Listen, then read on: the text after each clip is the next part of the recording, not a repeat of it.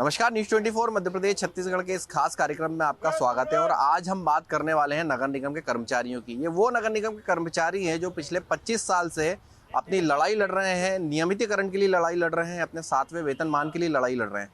लेकिन supreme court, high court, जितने भी न्यायालय हैं, सब जगह से जीतने के बाद भी अब तक ये नियमित नहीं हो पाए। करोड़ों रुपए नगर निगम से लेना बकाया है। आर्थिक स्थितियां लगातार खराब हो रही है, लेकिन बावजूद इनके चेहरों पर मुस्कुराहट अभी भी बनी हुई है और सिर्फ चाहते हैं कि शहर हित में, नगर निगम के हित में काम करें। और लगातार नगर निगम और शहर हित में काम करते हुए आ रहे हैं। हालांकि ये लोग हड़ताल कर सकते थे, काम पर वापस नहीं आते, लेकिन ऐसा नहीं किया। लगातार लड़ाई जो है वो नियम अनुसार लड़ते नजर आ रहे हैं। सर, क्या हाल है आपके? अच्छा, बढ़िया सर। क्या नाम है सर? गोविंद शर्मा। गोविंद जी, कितने साल हो गए लड़ाई लड़ते लड़ते, और क्या अब उम्मीद है कि आने वाले समय में आप नियमित हो पाएंगे? अभी भी अधिकारी आपस में टालम टोल एक दूसरे पे ढोला ढाली कर रहे हैं, जबकि उसमें क्लियर सुप्रीम कोर्ट का, हाई कोर्ट का आदेश है। जिनको टाइम हो गया, हमारा आज का केस नहीं है, हमारा 15 से केस है।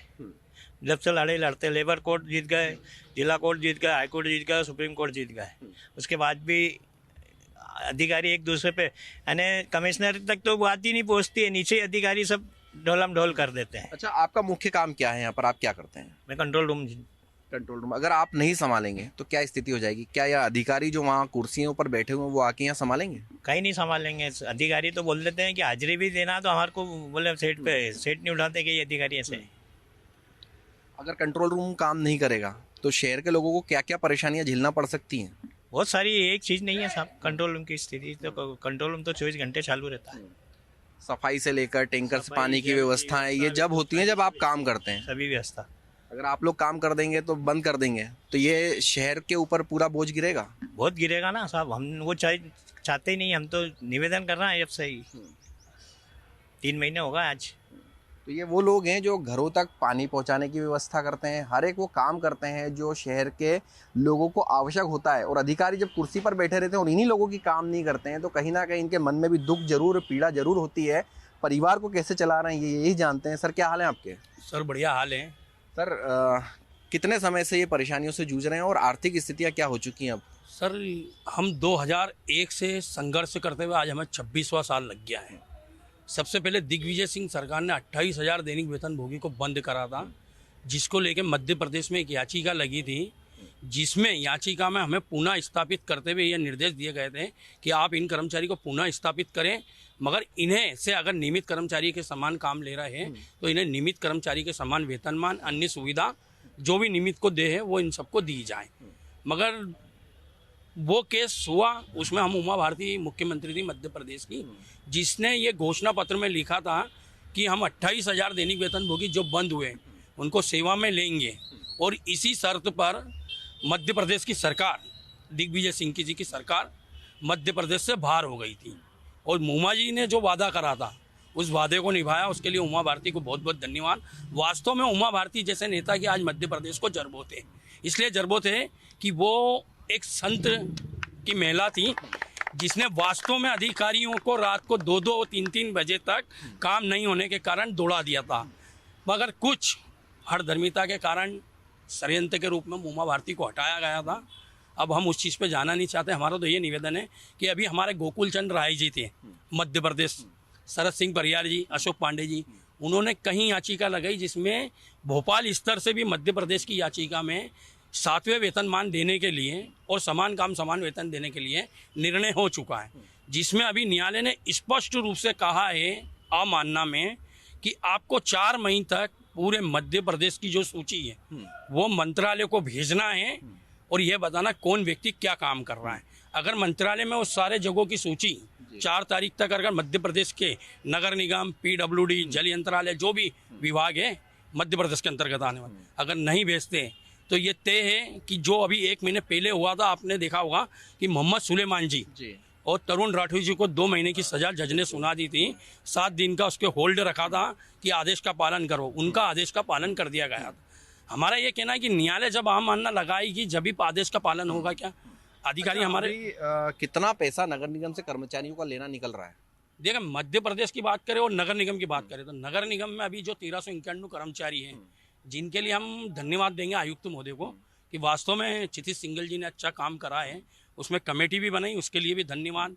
दल बनाया उसमें भी धन्यवाद, और उसमें कई लोगों की छटनी करके उन लोगों को करने पे नगर निगम विचार भी कर रहा है, उसके लिए उनको धन्यवाद। पर कुछ जो लेकिन issue है, अब विचार हो रहा है, पहले विचार हो जाता, इनके पहले के अधिकारी विचार कर जाते तो आज निर्णय पर होते आप लोग।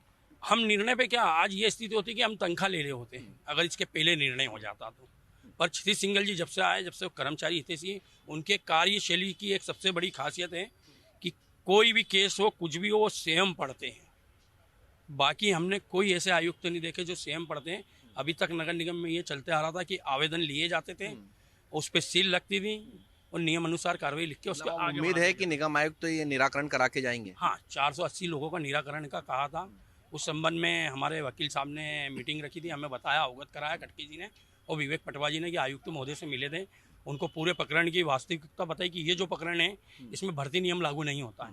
ये प्रकरण जो है इंडस्ट्रीज एक्ट 1947 के तहत हम जीते हैं, जिसमें सिर्फ नगर निगम को ये करना है कि जो व्यक्ति जो काम कर रहा है उसे उसका वेतन मान देना है, और नियमित कर्मचारी के समान वेतन मान देने का मतलब ये होता है, हम व्यक्ति अभी वर्तमान में 6ठे वेतनमान में कार्यरत हैं, हमें 6ठे वेतनमान का अभी क्या स्थिति हो रही है, कर्मचारियों की स्थिति क्या है अभी?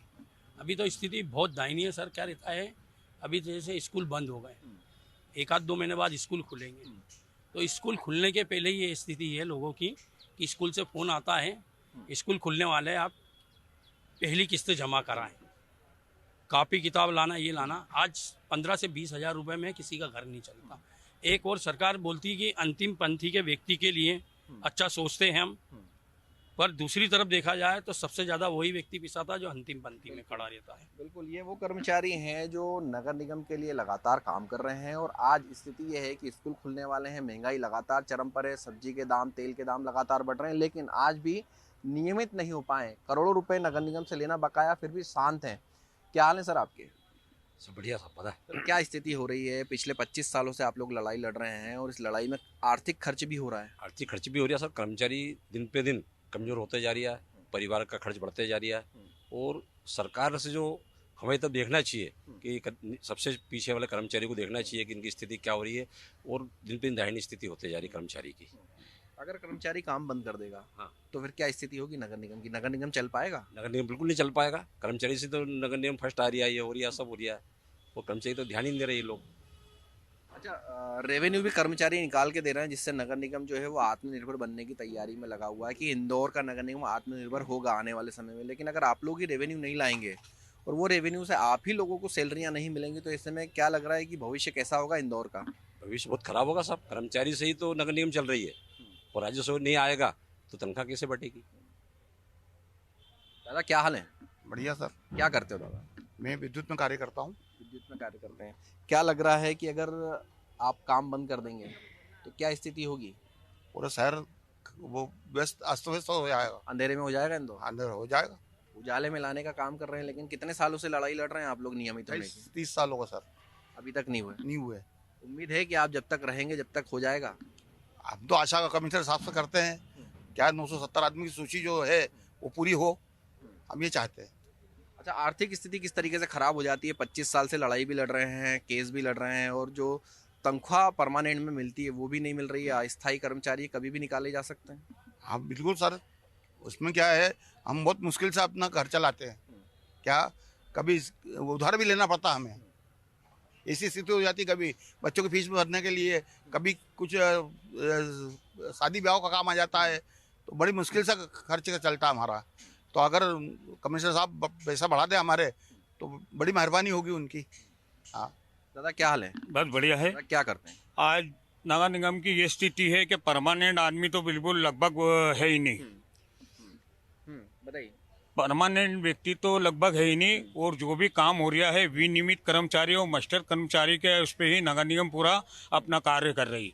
अगर ऐसी स्थिति में आज की तारीख में जो कि हमें मध्य प्रदेश शासन द्वारा, मध्य प्रदेश उच्च न्यायालय सुप्रीम कोर्ट द्वारा जो आदेश पारित किया गया है, उसमें 1391 की जो सूची की गई थी, उसके अंदर के नगर निगम की कुछ कमजोरी, कुछ लोगों ने उसके अंदर वो करके कि बोले शिक्षक को इसमें परमानेंट किया जाएगा या उसका लाभ दिया जाएगा। आज ये स्थिति के उन्होंने 488 आदमी को उन्होंने बोला कि पढ़े लिखे हैं, इनको हम समान वेतन का लाभ देंगे, जबकि उसने उच्च न्यायालय ने स्पष्ट लिख रखा है कि ऐसा किसी प्रकार का कोई वो नहीं है।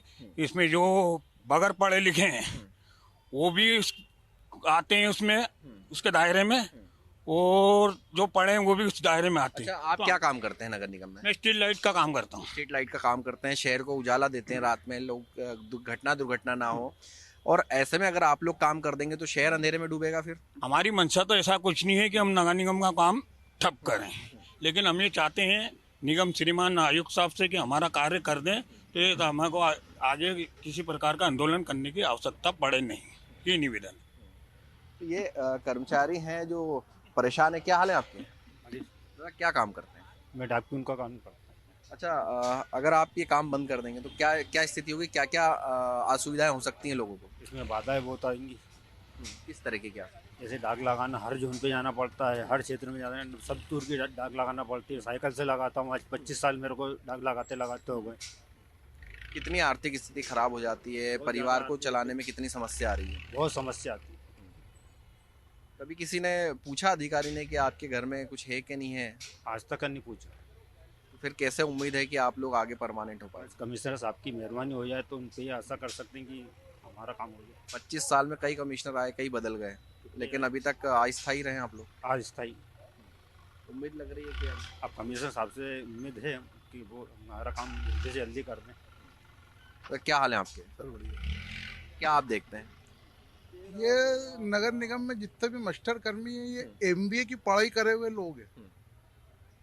ये 10,000 11,000 रुपए में अपना घर परिवार चला रहा है इस महंगाई के दौर में। क्या बजट बनाते होंगे, एक एमबीए वाला भी नहीं बना सकता। कैसे बच्चे की फीस भर रहे हैं, कैसे मकान का किराया दे रहे हैं, कैसे माँ बाप को खाना खिला रहे हैं, नौकरी पे भी जाना है, पेट्रोल भी डलाना है। मतलब एमबीए का कोर्स कराओ, लड़ाई भी लड़ना है, उससे भी ऊंची पोस्ट है इनकी। मतलब बहुत दयनीय स्थिति में जी रहे हैं और वास्तव में मतलब स्थिति अच्छी नहीं है। ये जो अधिकारी हैं इस ओर ध्यान क्यों नहीं देते हैं? अगर सफाई कर्मी, स्ट्रीट लाइट कर्मचारी, डाक बांटने वाले, अधिकारी को पानी पिलाने वाले, अधिकारी की गाड़ी चलाने वाले, अगर ये काम बंद कर देंगे तो अधिकारी दफ्तर आ पाएगा, फाइल ले जा पाएगा, पानी पी पाएगा खुद? उसका कारण है ना, ये अपना काम बड़ी निष्ठा से कर रहे हैं और उनको तो बिल्कुल सब काम सजा हुआ मिल रही है। तो फिर वो आदमी जो सजा हुआ काम मिल रहा है उसको तो ध्यान देना ही नहीं है ना। काम तो सब ये कर ही रहेंगे, बिल्कुल सुबह से लेके शाम तक काम कर रहे हैं और इतने कम पैसे में काम कर रहे हैं कि मेरे को तो ये लगता है कि इनकी इतनी हाई एजुकेशन है कि कैसे भैया मतलब मैनेजमेंट जमा रहे होंगे। मैं तो यही समझ रहा हूँ कि आज की तारीख मेरा तो बाईपास है, कैसे दवा ला रहे होंगे 10 साढ़े 10 हज़ार रुपये में। मतलब बहुत स्थिति खराब है। अच्छा, फिर भी ध्यान नहीं दे रहे हैं तो वो तो गलत ही है। अच्छा, नगर निगम को माँ की रूप में हम देख रहे हैं कि आज हमारे घर का लालन पालन कर रही है, हमारी माँ है। इसका काम हम कभी जीवन में बंद नहीं कर सकते, क्योंकि जो भी दाल रोटी आज थोड़ी सी भी खा रहा है वो निगम के इससे ही खा रहे हैं। पर बहुत दयनीय स्थिति है सर। मतलब बहुत जो काम कर रहे हैं बिल्कुल बहुत दम नहीं है, मतलब फिर भी आदमी काम कर रही है। बिल्कुल। हालांकि जो बात कही सही कही है कि किस तरीके से अपना बजट बनाते होंगे, जो पैसा मिलता है किस तरीके से अपना घर चलाते होंगे। हालांकि 10,000 रुपये में घर कैसे चलता होगा, स्कूल की फीस, सब्जी, तेल, मकान का किराया, कई चीज़ें हैं, गाड़ी का पेट्रोल, लेकिन फिर भी मेहनत कर रहे हैं, लगे हुए हैं। और एक उम्मीद है कि एक उम्मीद की किरण कभी ना कभी उनकी होगी कि ये लोग परमानेंट होंगे और जो पैसा बकाया वो मिलेगा ताकि आगे जो परिवार है वो चल सके। सर, क्या हाल है आपके? बढ़िया, मेरा नाम राजू डांगे है। मैं एनआरवाई विभाग में पेंशन विभाग देखता हूँ। राजू भाई, अगर आप पेंशन विभाग देखते हैं, काम बंद कर देंगे तो लोगों की पेंशनें भी बंद हो जाएंगी। पेंशन बंद हो जाएंगी, काम बेकार। और बेचारे ऐसे ऐसे माँ बाप हैं जो पेंशन के ऊपर निर्भर है। जो पेंशन मिलती है उन्हीं पर उनका चाय पानी, दाना पानी, उनके बच्चों को बिस्कुट वगैरह उसी। अब बुजुर्गों की सहायता करते हैं, उनको पेंशन दिलाने का काम करते हैं, लेकिन आपकी कोई सहायता करने आ गया है अभी तक? मेरी सहायता करने कोई नहीं आया। कर्मचारी की सहायता करने कोई भी अधिकारी नहीं आता है। कोई भी अधिकारी और सरकार कोई भी ध्यान नहीं दे रही है। अभी 4 महीने से हमारे बेचारे पेंशनधारी भी परेशान है, बुजुर्ग, उनको पेंशन नहीं आ रही है। वो रोज रो के हमारे पास जाते हैं। हम तो इतनी कम सैलरी में कैसे मैनेज करते हैं, कैसे घर चलाते हैं? सर, मैं हार्ट अटैक और पैरालिसिस हूँ। मेरी तनख्वाह में मेरी दवाई गोली मेरी हर महीने 8,000 रुपये की आती है। मैं मेरा घर कैसे चला रहा हूँ मैं जानूँ। बाकी हम क्या है कि माँ से हमको दाल रोटी मिल रही है, बस हम उससे थोड़ा सा खुश हैं बस। अच्छा, कभी समस्या आपने किसी अधिकारियों के सामने रखी कि ये समस्या है, आप इसलिए कर दीजिए? 25 साल 30 साल में कई यहाँ पर अधिकारी आ गए, बदल गए। सर अधिकारी आते जाते हैं, हाँ आश्वासन देते हैं बस, आश्वासन के अलावा और कुछ नहीं देते हैं। हाँ आज हो जाएगा, कल हो तो जाएगा। आश्वासन से ही उम्मीद रहती है हमेशा। अब हमेशा आश्वासन से उम्मीद ही रहती है, आश्वासन के अलावा हमको और कुछ वेतनमान मिलता ही नहीं है। अभी फिर आश्वासन मिल गया, अब आश्वासन पर फिर कब तक रहेंगे आप लोग? हमको तो अभी तारीख दे दी है, बोले 30 तारीख के बाद फिर देखेंगे, फिर तारीख पे तारीख ही चलेगी, आश्वासन ही चलेगा बस। ये नगर निगम में इसके अलावा और कुछ नहीं चलेगा, परमानेंट की कभी तारीख ही नहीं चलेगी। उम्मीद है कि कभी परमानेंट हो पाएंगे, कभी सोचा है? नदी किनारे तो बैठे हैं, कभी तो लहर आएगी उम्मीद लगाए बैठे हैं, कोई हमारा विदेशी आएगा तो करेगा तो जरूर। लहर का इंतजार है, कभी खत्म होगा? लगता है कि ये लहर का इंतजार खत्म हो जाएगा कभी? हमको तो लगता है कि हम रिटायरमेंट हो जाएंगे और लहर का भी इंतजाम खत्म हो जाएगा। 5 साल बचे हैं, 5 साल बाद हाथ में लेटर दे देंगे कि आप आपका रिटायरमेंट है, जाइए। अच्छा, कभी मौका मिलता है कि बच्चों को नगर निगम के अंदर नौकरी दिलवाएं तो दिलवाएंगे? नगर निगम वो तो उम्मीद ही खत्म ही कर दी ना, कि पहले तो था कि जैसे बाप निकल जाता तो बेटा लग जाता था, आजकल तो वो उम्मीद ही खत्म कर दी कि नगर निगम में आजकल सब प्राइवेट में डाल दिया। प्राइवेटीकरण के कारण भी दिक्कतें आती हैं। बहुत दिक्कतें आ रही हैं, हमारे बच्चों को हम निगम में सोच भी नहीं सकते कि उनको भर्ती करा दें। बिल्कुल, जो स्थितियां हैं वो गंभीर है, परेशान है, और जिस तरीके से घर चलाने पर मजबूर है ये देखा जा सकता, समझा जा सकता है। और 25 साल की लड़ाई कोई छोटी लड़ाई नहीं है, बहुत लंबी लड़ाई है। उस लड़ाई को लड़ने के लिए कई लोग जो हैं वो इनके बीच से जा चुके हैं, लेकिन लड़ाई आज भी जारी है। और उम्मीद है, इंतज़ार है उस नदी किनारे बैठे हुए लोगों का कि कोई लहर आएगी, और उम्मीद की लहर, इंतज़ार हमेशा रहता है, और इंतज़ार खत्म नहीं कर रहे हैं, काम भी कर रहे हैं। सर क्या हाल है आपके? बस बढ़िया सर। क्या काम करते हैं सर? पेंशन का काम करते हैं। पेंशन का काम करते हैं। सर क्या लग रहा है कि कभी हो पाएंगे परमानेंट? है उम्मीद? जब तक ये बड़े बड़े अधिकारी बैठे हैं तब तक कुछ नहीं होना है। हाँ, बस यही उम्मीद है, और क्या। कोर्ट में केस चल रहा है, 30 तारीख दी है, 30 तारीख को देखते क्या होता है। अच्छा, कभी परिवार के किसी सदस्य को नगर निगम में नौकरी दिलवाना चाहेंगे? लग रहा जीवन है में नहीं, कभी जीवन में नहीं। ये जो पीढ़ी चल रही है, आपकी जो पीढ़ी है, ये आखिरी पीढ़ी होगी नगर निगम की अगर इसी तरीके से रहा? हमारी क्या, मैं तो कह रहा हूँ इंदौर में कोई नौकरी करना पसंद नहीं करेगा नगर निगम में आने वाले समय में। बस यही है इस नगर निगम का। क्या लग रहा है कोई रास्ता निकल सकता था? 25 सालों में कोई ना कोई रास्ता तो ऐसा होता है कि आप लोगों को परेशानियां खत्म कर दी जाती। सर हम 15 साल से जो लड़ाई लड़ रहे हैं, लेबर कोर्ट से लेकर हाई कोर्ट और सुप्रीम कोर्ट तक के हमारे आदेश हो चुके हैं। समान काम समान वेतन। हम इतना चाहते हैं निगम से कि सर्व उच्च न्यायालय ने जो आदेश दिया उसका आदेश का पालन करे और हमको लाभ दे। 1391 का डिसीजन हुआ, उसमें जो वर्तमान में जितने पात्र है 1391 में जो वर्तमान में कार्यरत है और कार्य कर रहे हैं, वेतन ले रहे हैं, उनको समान कार्य समान का वेतन प्राप्त है। जो 10,000 रुपये 15,000 रुपये सैलरी मिल रही है, इसमें घर चल रहा है, बच्चों की पढ़ाई हो रही है, अच्छी सब्जियां आ रही है घर में? घर तो चल नहीं रहा साहब, बड़ी मुश्किल से गुजारा कर रहे हैं, जैसे तैसे इधर उधर से लेके भी करते हैं। परिवार को जैसा भी है निभा रहे, कर रहे हैं, चला रहे हैं। सभी को मिलके चलाना पड़ रहा है। सभी को, परिवार की लेडीज से भी काम कर रही है तो बच्चों को पढ़ा पा रहा है, नहीं तो कैसे पढ़ाए। लोन भी लिया, मकान किराए, कर्जा भी है, सब है, क्या कर सकते हैं, इसके अलावा कोई काम नहीं। क्या लग रहा है आपको कि अब उम्मीद की किरण कोई आई है कि आप लोग परमानेंट हो पाएंगे? उम्मीद की किरण तो सुप्रीम कोर्ट के निर्णय से जागी है, पर ये सब अधिकारी वर्ग के ऊपर से अभी ढिलमुल रवैया चल रहा है, टालम टोली चल रही है। हम तो ये कमिश्नर साहब से चाहते हैं कि जो प्रकरण हुआ है वो जल्दी से जल्दी निराकरण करे, ताकि हमारे घर की स्थिति अच्छे से सुधर जाए, बच्चों को पढ़ाया जाए। बच्चे आज कॉलेज में गए हैं, कॉलेज की फीस के लिए इधर उधर से मेंटेनेंस करना पड़ता है, इधर से लेके इधर ट्रांसफ़र करना पड़ता है, इससे लेके उसको देना पड़ता है। बहुत स्थिति ख़राब है अभी, और सैलरी आती नहीं कि कब कहाँ चले जाती। कभी पेट्रोल की दिक्कत आती है, कभी यहाँ मीटिंग रखते, कहीं यहाँ जाना पड़ता, कहीं वहाँ जाना पड़ता, एडजस्ट करना पड़ता है सर। अपने ही कर्मचारियों के खिलाफ नगर निगम जो है वो कोर्ट चला गया, मोटी रकम खर्च की। कितनी रकम खर्च कर दी हो कि नगर निगम ने आप ही से लड़ने के लिए?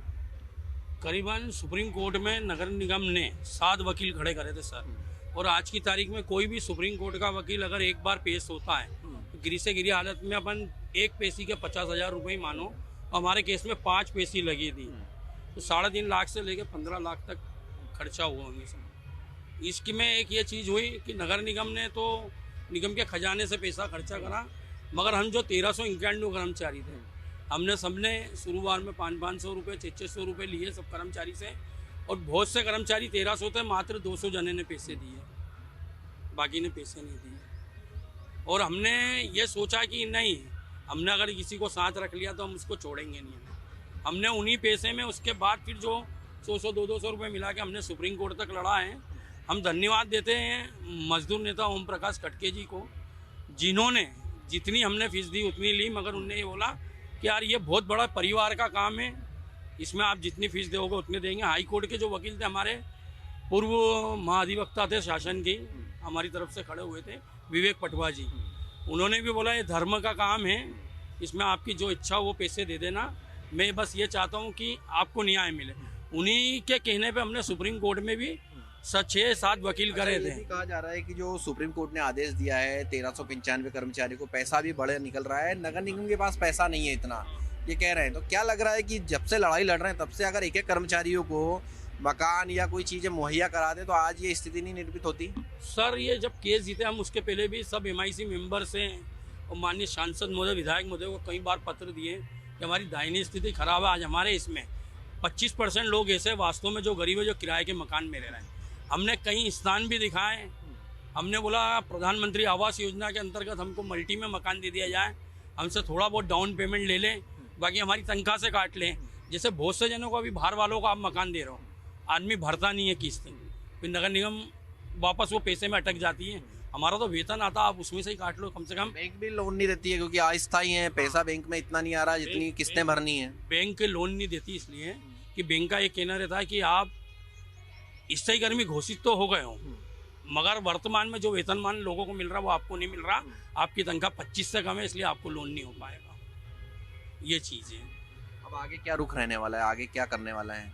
सर हमने अवमानना का नोटिस दिया है, निवेदन पत्र ही दिया अभी, पर नहीं होता अगर 1391 कर्मचारी का कोई निराकरण टालमोल स्थिति होती तो निश्चित रूप से हमारे संगठन पे हमें विश्वास है। भाई रजनीश शर्मा जी पूरे केस की लड़ाई लड़ रहे हैं, ओम प्रकाश खटके जी लड़ रहे हैं, विवेक पटवा जी, हमारी चर्चा भी हुई है। तो निश्चित रूप से हम आने वाले दिन में कंटेम लगाएंगे, सुप्रीम कोर्ट में भी लगाएंगे और हाई कोर्ट में भले ही से उसके लिए हमारे एक एक कर्मचारी को भले ही से 500-500 रुपये इकट्ठा करना पड़े, अब वो किसी से कर्जा लेके करें या कुछ रकम गिरवे रख के करें या किसी से उधार लेके रखें, क्योंकि ये जो लड़ाई है हम इसको अंतिम चरण तक लड़ेंगे। और हमें विश्वास है, मीडिया के ऊपर भी विश्वास है कि जो हमारे जुलूस मुद्दे उठाती आ रही है इस केस को लेकर, और मध्य प्रदेश सरकार से भी हम निवेदन करना चाहते हैं कि वास्तव में प्रशासनिक तंत्र पे राजनीतिक दल और राजनीतिक सरकार का जो पहले दबाव हुआ करता था वो खत्म हो चुका है। आज ये स्थिति है कि मुख्यमंत्री का पत्र आने के बाद भी कार्रवाई नहीं होती, माननीय मंत्री महोदय के द्वारा फोन लगाने पे भी कार्रवाई नहीं होती। कार्रवाई तो दूर, एक ट्रांसफर तक इंदौर नगर निगम का नेता नहीं करा सकता है। अच्छा, न्यूज़ 24 मध्य प्रदेश छत्तीसगढ़ हर बार आप लोगों की आवाज़ उठाता, पिछली बार भी आवाज़ उठाई थी, क्या लग रहा है कि अब उम्मीद है कि आप लोग जो है परमानेंट हो पाएंगे?